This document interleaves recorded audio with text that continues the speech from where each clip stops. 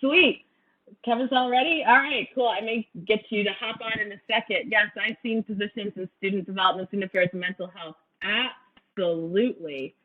Um, oh, and look at this. I think I got Kevin. Can you hear me? Can you put your volume up? Yeah. Can you hear me? Awesome. We just keep talking about it until you show up. So like, it's all good. I was like, we're gonna make this happen. we are gonna make this. I don't care. I'll talk about my job until I know. something happens. So, yeah. So for those of you who don't know, Kevin Simpson, who I feel like I've known for 15 years, but it's really been 2. He is the dude behind KDSL Global, as well as the Association of International Educators and Leaders of Color, which and I'm going to say this off the bat, if you are not a part of this organization, and it really doesn't matter your background, I think that this is one of the most dynamic organizations I've seen talking about diversity, inclusion, equity, justice, and belonging, because these letters keep getting added, right, depending on who you are. But talking about it specifically in the international education space. So if you don't know about ALOC, if you miss nothing else that we talk about, that's who you need to follow. And I will drop it in the show notes, because I learned stuff, and I've been in ed for almost 20 years at this point, and I am moved by the people who are in there and the stuff that they do. And so kudos to you. I just want to give you your props, because like you were doing it before it was a thing to be done. Thank you. Thank you. And it's good to connect with you too, and just to find a Black expat, because I think that was always, in traveling and then going overseas as an international school teacher, and then setting up a company, is looking for people who looked like me. And finding people who look like me. Right. It's always my thing. Like and then when you, that look like I know. Then when I did find my people, it's like, what's up? How you doing? Where are you from? Like, just want to clutch and stay away. Where we hanging out? Like, no matter where they were from. No, I totally understand. And so I love talking to you educator to educator, because I know that your space predominantly, not only, but predominantly K-12. My space in education in the last 6-7 years has been higher ed. And so I love the fact that even when we have conversations, we're both looking at it internationally from 2 different perspectives, but we have a lot of commonalities. And so one of the things I wanted to just kind of ask you off the bat was like, so what is an educational expat entrepreneur? Obviously, we know those words individually, but how has that worked out for you? Definitely. So I think, for me, I always looked at it as how to engage. Like when I think back to 2007, when I came back from Vientiane, Laos, and that experience, I didn't want that to end. I knew at some point, sort of figured I'm gonna go back overseas in some capacity, whether it was a teacher or leadership or something.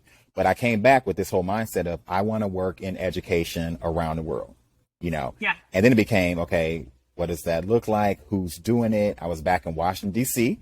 So Washington, D.C. has lots of international organizations, lots of international education organizations.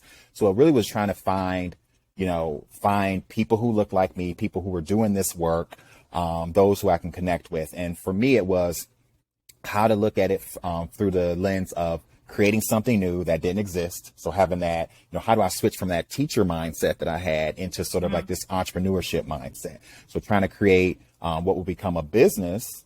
But in the end, still having, people at the center, still wanting to make a difference, still wanting to have an impact. So for me, it's that combination of still working in education, sort of from early years, even on up to higher ed, because again, I had that K-12 mindset.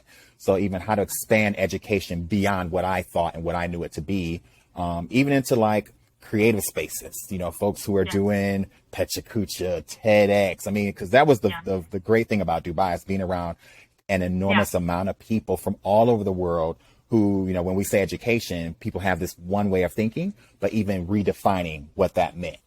And so I think for me, that was the real sort of piece that really was the opener for me. It was like how to redefine education beyond what I knew it to be.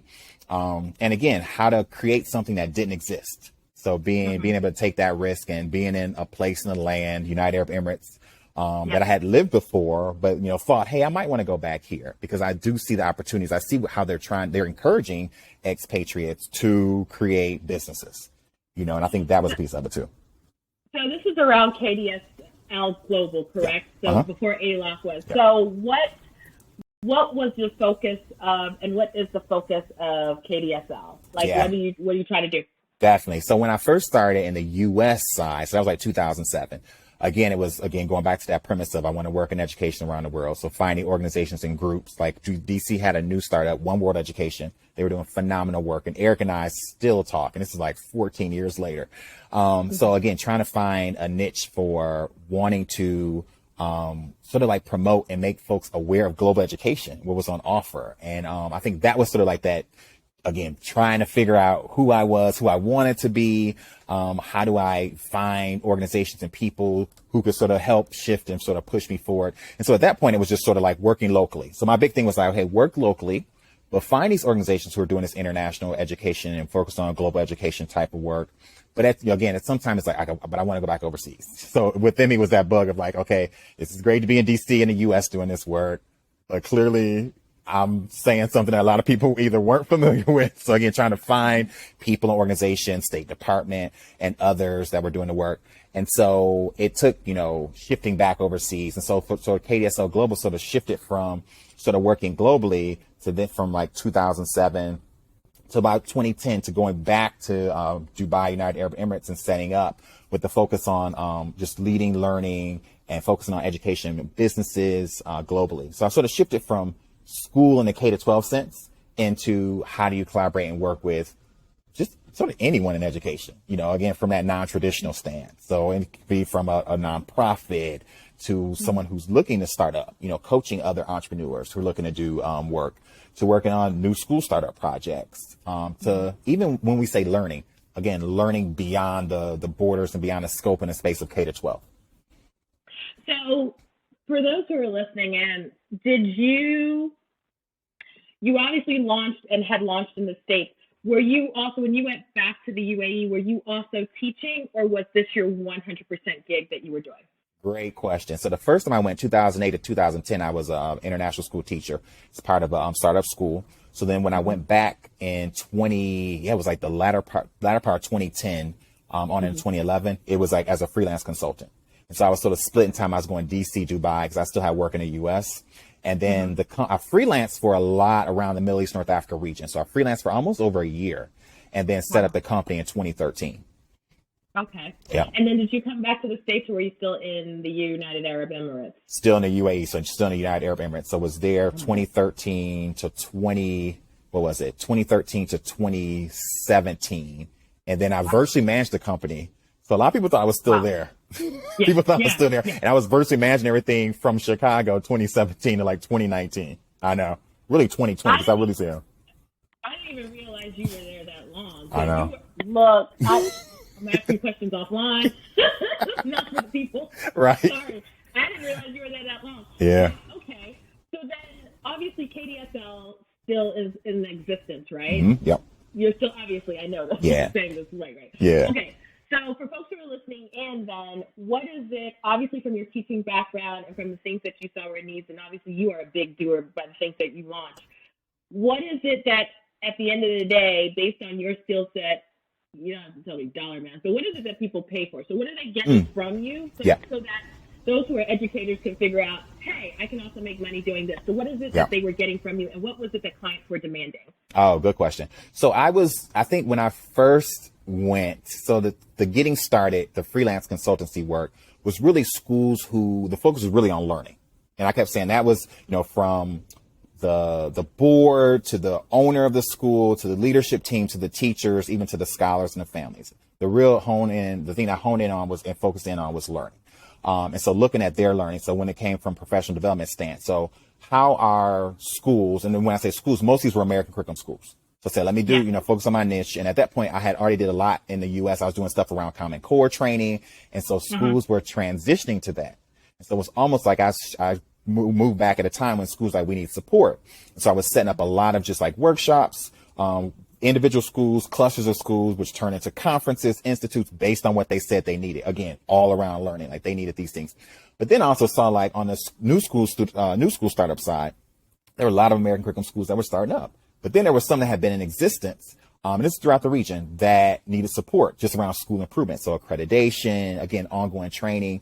So it was almost like whatever they were saying they needed, that's where I would step in. And it became like, if I didn't have it, if I didn't have that background, then it's like, let me reach out to folks I knew in the States.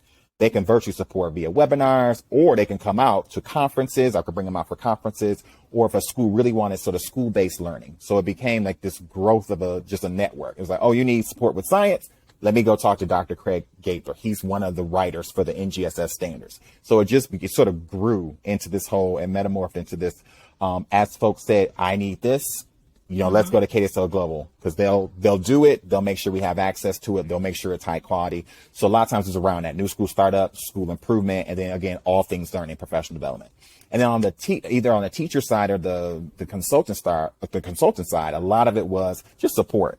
Like if someone's new and getting ready to start up as a consultant or as a company, just the do's and the don'ts, what I should do, what I shouldn't do, things to look out for, or one access to like, they see, oh, I see that, KDSL Global is connected to these organizations, these individuals. Let's link in with them. Because we were doing like ed networking events, in Dubai, constantly, again, pre-COVID, constantly where, we're bringing people together. Again, wide range of scope of from early years all the way up to higher ed, to people who were interested in the market. People were visiting. We had people just pop in. I'm visiting Dubai, but I heard this event is going on. I heard I had to be here. It was just, it's always like that.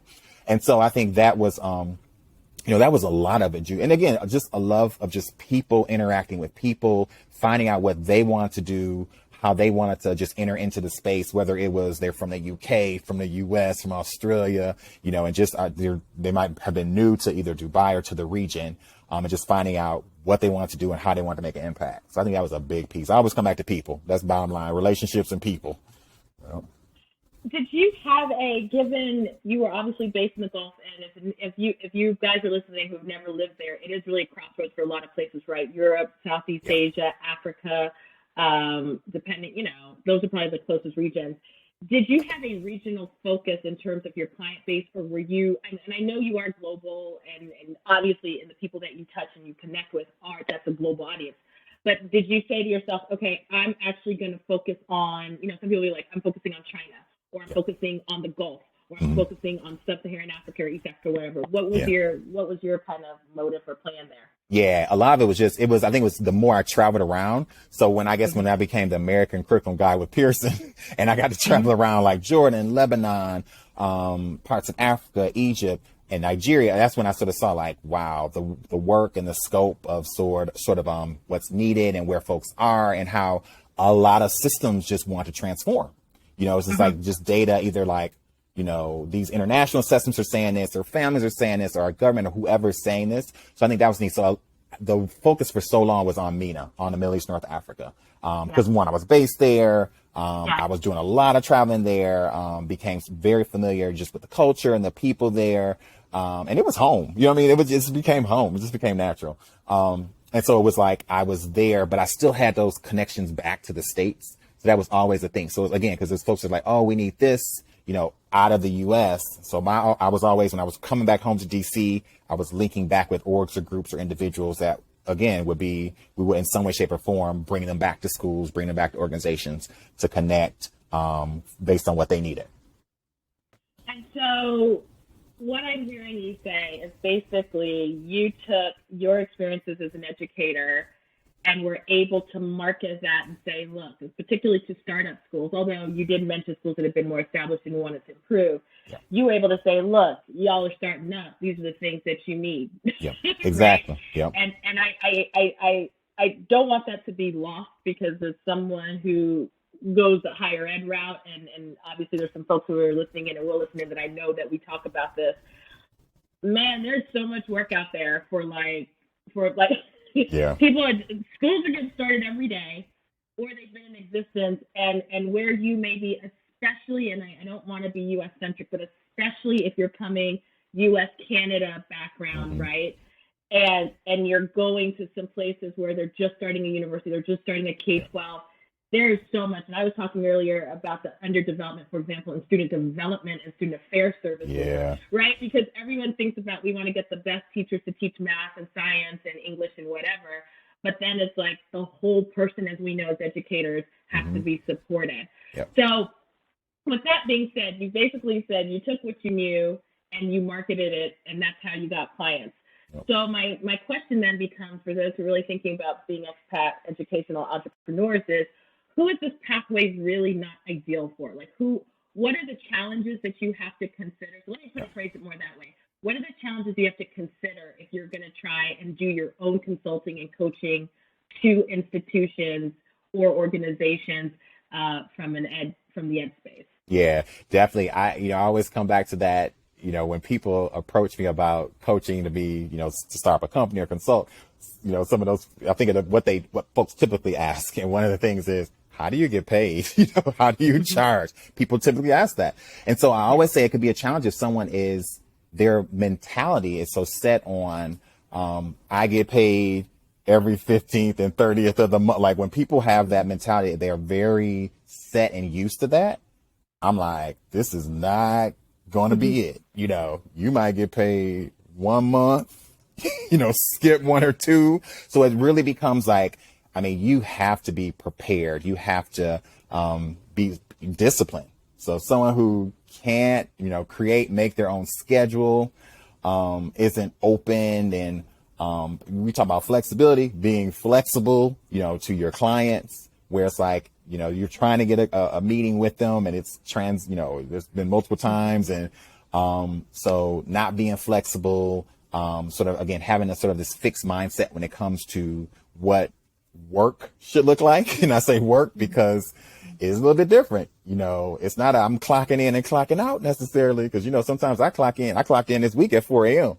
because I had to give a talk in Milan at 11 a.m. their time. So it's like, again, when you're not able to be flexible, if you have this mindset that's sort of fixed, it could be a challenge. Culture.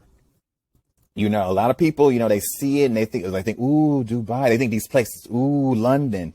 But I'm like, you have to be willing to know and fully understand about the culture. And that's one thing I would constantly say wherever I'm at is, before I even go there, if I knew people from, like, I remember before I went and worked in Nigeria for 3 months, I knew Boomy out of DC. I'm gonna give her a shout out because she does a lot of great work around foreign service and making sure folks of color are aware of opportunities. But Boomy had family in Nigeria. Boomy was from Nigeria. So she linked me, as well as here's some books and here's some resources and things you should read on, Nigeria, to become familiar with before you go there. And so I think people who are closed-minded to culture or want to bring their culture and their way of life and try to quote unquote impose it on where they're at, that's going to be an issue and conflict. So again, I think the more people, because again, those are the things I think that definitely are challenges, trying to impose culture, fixed mindset around certain things and just not being flexible.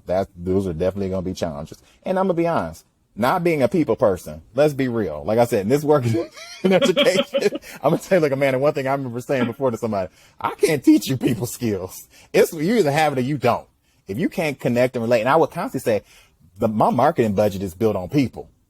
When I ask people, how did you find out about KDSL Global? How did y'all find out about ALA? Such and such told me, they forwarded this to a person did it. There was a contact, there was an interaction between a person. So, I always say it's very important that we take care of people. We take care of each other. People have specific needs that we're listening to them, and responding to them. And again, I think that's something that we constantly do and have did. Right. Yeah. No, and I what's real funny is that even with ALOC is that I'm not even sure how, I think someone forwarded it to me. I'm not even lying. And I don't know who. It could have been one of 45 people, honestly. And they were like, do you know this organization? And after the 8th person, I'm like, yes, I do actually know it. But you're right. What you are saying, I can back that up. Yeah. And what I also hear from you is that before you even launched KDSL, it sounds like you'd already tested it out. Meaning it already had because here's the thing, people get really excited and want to start stuff, but I'm like, but it needs to be grounded and it needs to be seen. You need to test it out to see if there's a need, and you need to make sure that you're able to do it. And I think that if I'm hearing you correctly, before you moved to UAE the second time, you were, I'm assuming at this point, you were working and launching KD. Yeah. So Yep. that's the part that I want people to hear, Yep. is that you did this in parallel to whatever job you had at that time, because unless you are in a situation where you are financially able to just test stuff out without the job, or you have a partner who's able to support you or something else, it can be really hard doing these things in parallel. So I don't want people to hear like, and he moved to UAE. Right. It didn't happen like that. Because that's not what happened. And I'm glad you said that, because that 2008, 2010 period, 2009, 2010, I was working on KDSL Global back then.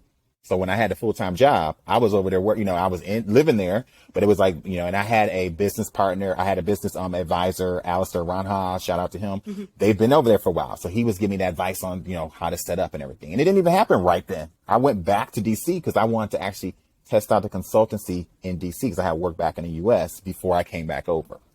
Yeah.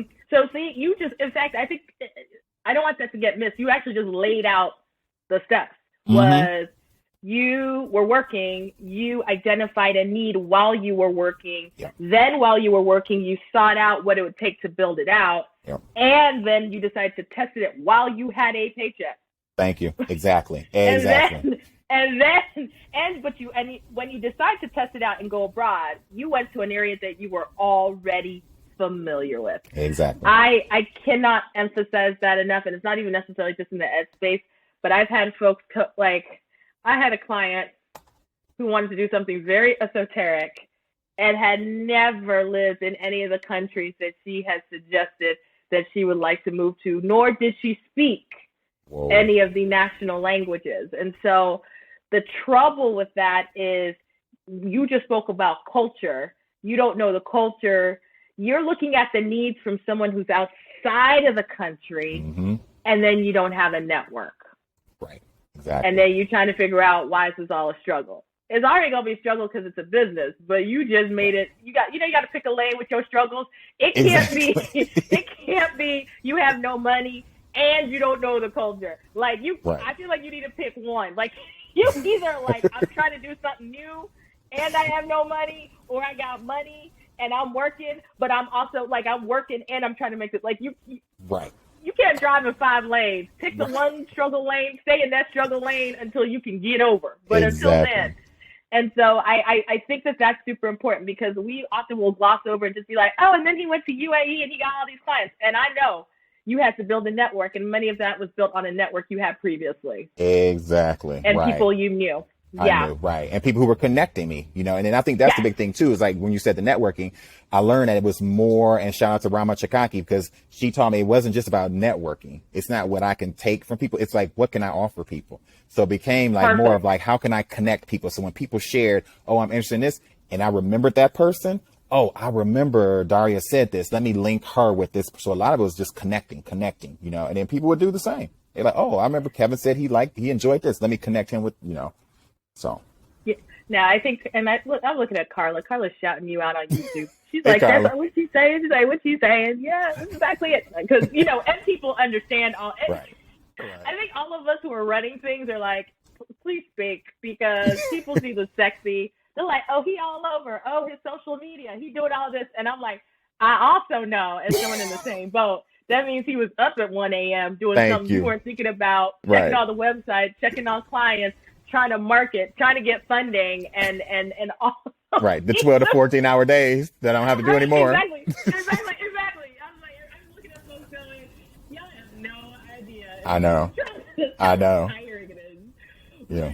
Okay, with that, what is I'm going to say, what are 3 key pieces of advice you would give for someone who's thinking about being an expat ed entrepreneur? So what is it that you're telling people who are coming to you how to do this as an educator? Definitely. And then I'm hosting actually a KDSL Global Ed branding. I usually do it once a year. I'm actually hosting it starting tomorrow. Yep. And it's for folks who are interested in either starting up as a consultant or scaling up their consulting business. Definitely number one, I start with this now because I think it's major, and it sort of took me, I was doing it, but I was not as intentional, not as public, is give. I think people jump in and like, ooh, clients, ooh, contracts, ooh, money. And I'm like, nope, give. So have a social mission behind your work, Why do you exist? Who are you? Who do you want to be? Who do you want people to know you for? And with that give, I think legacy. So like we set up our KDSL Global Fellows program. I had a call with them, like 7 stellar folks from Jordan to Nigeria, Ghana. We've set up this fellowship program. So give back your talent, your skills right away. Whether you volunteer on a board, an advisory council, make sure, number one, you give, and do it, be sincere about it, and I'm serving on a couple boards and things like that. So I would always say, number one, socially, have a social mission behind what you do, whether it's in education or in another field. So definitely number one is give. I said it before. Number two is relationships. Like I said, this is especially education. It's human centered. It's people centered. So a lot of what you're going to do is connected to folks. So making sure you're you're listening fully, you are there. It's more about, to me, it's more about listening than it is responding. But showing up for people. And again, trying to be available and being there for them. So, and building that relationship, that rapport, because there's a group that I remember getting started in 2007 in DC. 14 years later, I'm on our board and I'm writing a chapter in a book for them. 14 years later, and I thought about that. I'm like, wow, I've known Dr. Mason for 14 years. We've stayed in contact. Let's see what else. I would say number 3, it goes back to a little bit what we were talking about before is, know thy market. And when I say know thy market, you need to research history, the present, the future. And then going back to those lanes, again, being well-versed in, all things culture and all things market. But again, being able to look ahead, being able to, make those predictions based on the patterns that you notice in terms of wherever the market is that you're in has been in the past, where they are right now. And then be a part of that, making those futuristic, being able to put out products and services that don't exist, that people haven't heard of, testing that stuff out. So I think those are probably my big 3.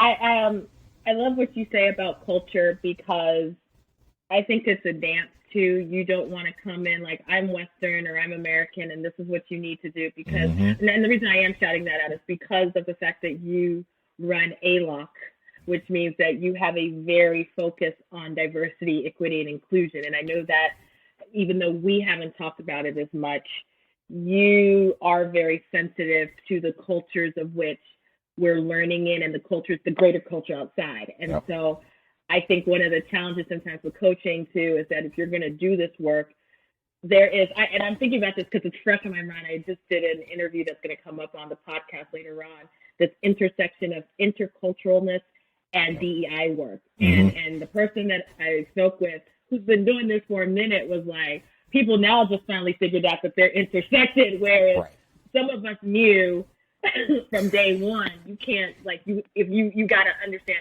cross-cultural competency also very much aligns with DEI work. And so I think even what you're saying in terms of how you gave the example, you read books about Nigeria, you talk to folks who lived there before there, you try to understand, because as consultants too, we have our own perspectives, and especially if you don't look like the space you're going into. Exactly. We're thinking about gender, we're thinking about race, we're thinking about orientation, we're thinking about religion, we're just even thinking about ability, right? Yeah. Or even language. Yeah. And so it's not enough to say I'm the expert, but you got to be humble enough to say, but y'all are the expert in your culture. So how do we make that bridge? Yep. And so I want to, as we're getting to the end of our time though, because I think it's just so important. Can you just give like a smidge about the work that ALOC does and what ALOC's about, so people who are listening to this later on can know? Definitely. Like you said, ALOC is the short version. The long version is the Association of International Educators and Leaders of Color, founded in 2017 as a Facebook affinity space. Still is a Facebook affinity space for Black folks, Indigenous folks, people of color who are working, serving, leading, learning around the world in the international school space mostly, but all the way higher ed, early years. We amplify the work of folks of color. We focus on learning, making sure that those that we learn from look like us. Because there are still issues of like when we only have certain races and certain genders who are leading learning, what message are we sending? Research, which we're beefing up this year. We have a new research team that's starting. Again, researching topics that we care about, we want to know more about as it relates to us. And our biggie is advocacy, advocating for individuals, organizations, and making sure that, and my big thing is I always said this, like I've been creating tables for a while. So it's like, if that table looks a little dangerous, I'm gonna go create my own, so I think a lot of it has been making sure that the voice, the affirmation, acknowledgement of all different folks in international schools is highlighted. It is honored, it's acknowledged. And so, we do anything from Black women in international schools, API international schools, leadership. So we have a slew of different groups within our organization that are started by members. So the members drive this, things that they don't, again, that space to be creative and open. When they don't see something, proposing it and and we help market and put it out there for them. Our conference is in November. Amanda was one of our speakers last year. Our website's www.aieloc.org to find out more. Like I said, can't shout it out enough, and it's open to everyone. So I don't feel like you got to do the work, though. You got to do the work, though. That's number one. So that's what I'm going to say. But don't feel like, because you're not an ethnic minority or you're not part of a certain group, it does not mean you can't be a part of it. It doesn't mean you can't be an ally. We all have to be allies to each other, right? So even if I might be a Black woman, but then there are issues that are specifically affecting our folks who are AAPI that I need to be an ally to. That's not necessarily my story. So exactly. I would encourage you, once again, we'll have it in the show notes. I'll have it where we drop this up.